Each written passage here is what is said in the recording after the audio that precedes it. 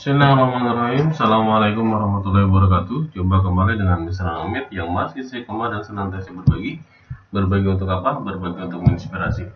Kali ini kita sudah masuk di kemampuan lanjut nomor 6. Masih soal yang sama, soal seleksi kompetensi sains tingkat kabupaten kota 2020. Dan bidang yang sama, yaitu bidang matematika.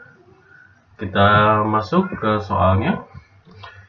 Di soal nomor 6 di kemampuan lanjut ini, kuartet bilangan asli. Kuartet itu berarti ada 1, 2, 3, 4 ya. Dikatakan keren, jika memenuhi B sama dengan A kuadrat tambah 1, C sama dengan B kuadrat tambah 1, dan D adalah C kuadrat tambah 1.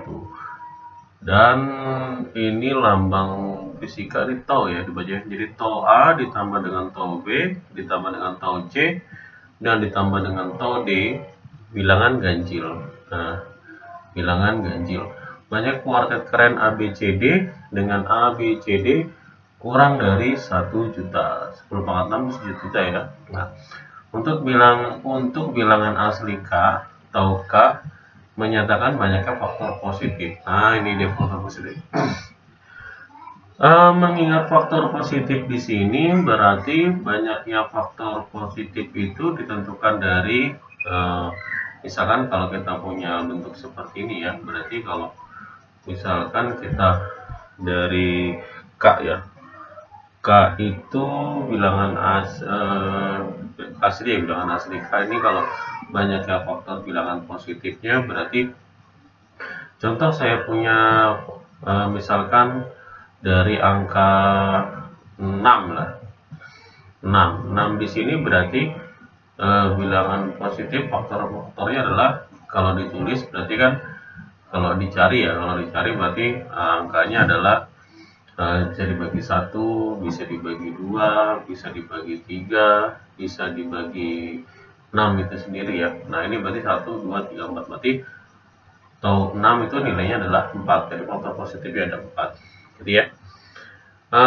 Kemudian kalau misalkan contoh lagi misalkan atau 3 lah. Nah, 3 itu berarti 1 sama 3 berarti ada 2 gitu ya. Nah, ini maksudnya dari soal ini maksudnya seperti itu. Nah, di sini ada kalimat yang menarik adalah tau A ditambah dengan tau B tambah tau C tambah dengan tau D itu bilangan ganjil. Nah, dari 1, 2, 3, 4 ini bilangan ganjil, maka kemungkinan suatu bilangan ada 4 titik ini kalau dijumlahkan hasilnya bilangan ganjil.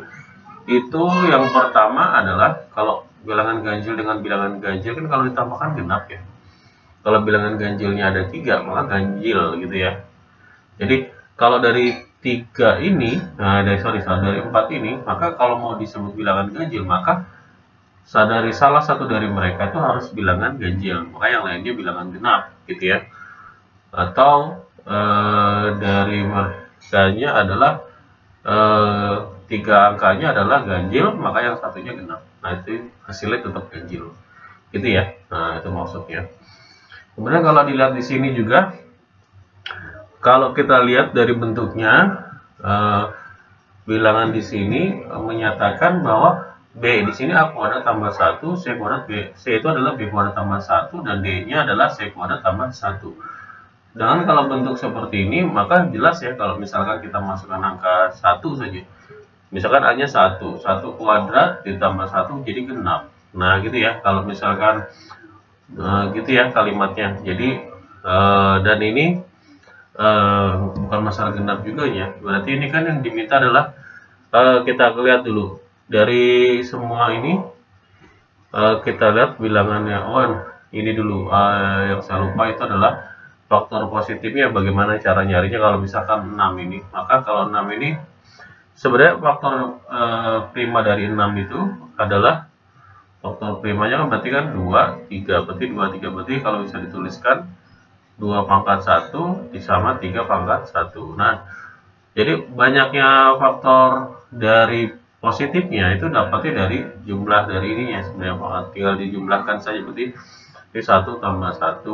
Nah, ini kemudian ini juga 1 ditambah 1. Berarti di sini adalah 2 dikali 2, maka dapatnya adalah 4. Nah, jadi 4 gini ya.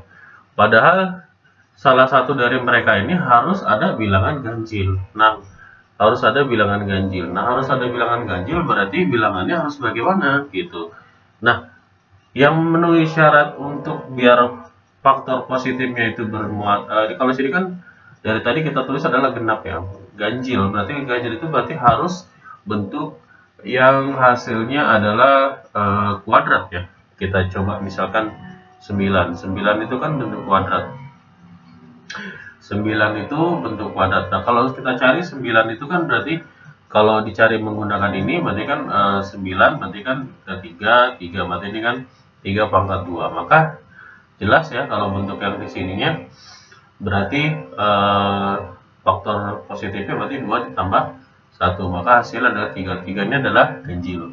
Itu kalau kita hitung ya 1, kemudian 3, kemudian 9, kan nggak ada lagi yang kayak bisa membagi, maka jelas jumlahnya adalah ganjil, maka dalam ini adalah ganjil. Ini ya maksudnya, berarti salah satu dari mereka adalah bilangan ganjil. Tapi berarti syaratnya adalah bilangan harus kuadrat. Berarti toka ini bisa dikatakan ganjil jika dia termasuk jika masuk anggota dari bilangan kuadrat. Nah, gitu ya. Kuadrat sempurna pastinya, kuadrat sempurna. Oke, jadi toka ini dianggap, berarti kita belum tahu yang mana, tapi kita tahu nih bentuk B, C, dan D-nya.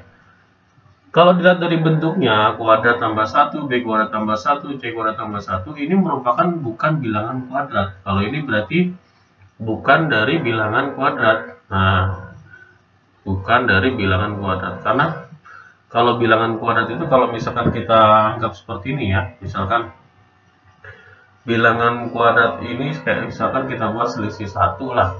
Berarti kan diantara kayak misalkan saya contohkan adalah yang paling gampang adalah 4 kuadrat dengan 5 kuadrat. Nah, ini kan selisihnya 1. Kalau ini saya anggap A kuadrat, maka di sini adalah A ditambah 1 kuadrat. Maka di sini kan nggak ada bentuk A kuadrat tambah 1. Nah, ini karena diantara bilangan kuadrat yang berdekatan itu tidak ada bilangan kuadrat. Nah, berarti yang di sini itu tidak ada. Nah, gitu ya, tidak ada ya. Berarti dalam hal ini kan jelas A kuadrat ini dengan A kuadrat plus 1 ini kan selisih 1 ini kuadratnya. Maksudnya selisih 1 angka sebelum dikuadratkan ya. Berarti tidak mungkin ada angka A kuadrat tambah 1. Jadi di antara mereka. Oleh karena itu kita punya kesimpulan bahwa B, C, dan D itu bukan anggota dari bilangan kuadrat. Kuadrat sempurna pastinya. Ya, jelas ya. Karena ini jelas sekali bahwa A kuadrat plus 1 itu lebih besar dari A, juga lebih besar dari, ini lebih kecil dari A ditambah 1 dikuadratkan. Karena A tambah 1 dikuadratkan kan jadi A kuadrat plus 2A plus 1. Nah, 2A di sini kan adalah anggota dari bilangan asli yang menyatakan kalau dia genap nanti gitu ya. Oke, berarti sangat jelas bahwa yang B, C, D ini bukan termasuk yang dimaksud dalam soal, maka jelas kalau tau A-nya itu adalah bilangan kuadrat.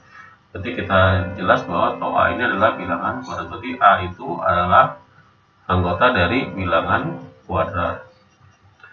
Oke, A adalah anggota bilangan kuadrat. Sehingga kalau kita buat berdasarkan bentuknya, maka kalau D itu kurang dari 10 pangkat 6, berarti kalau kita tulis bentuknya D ini adalah C kuadrat ditambah dengan 1 kurang dari 10 pangkat 6. Nah, kurang dari 10 pangkat 6, maka C-nya saja berarti kurang dari, kalau ini di akar, berarti 10 pangkat 3 ya, 10 pangkat 3. Berarti C ini kurang dari 10 pangkat 3. Jelas sekali ya.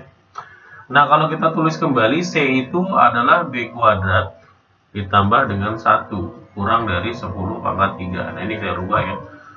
Nah, bilangan kuadrat yang kurang dari 10 pangkat 3 itu 1000. Bilangan kuadrat berarti B-nya itu kurang dari, kalau 30 masih 900, 32, 1024 lebih, berarti 31 ya. Berarti ini kurang dari 31. Karena 31 kali dengan 31 kan masih kurang dari 1000 ya. Berarti jelas B itu kurang dari 31. Sehingga kita jelas B yaitu adalah A kuadrat ditambah dengan 1. itu kurang dari 31.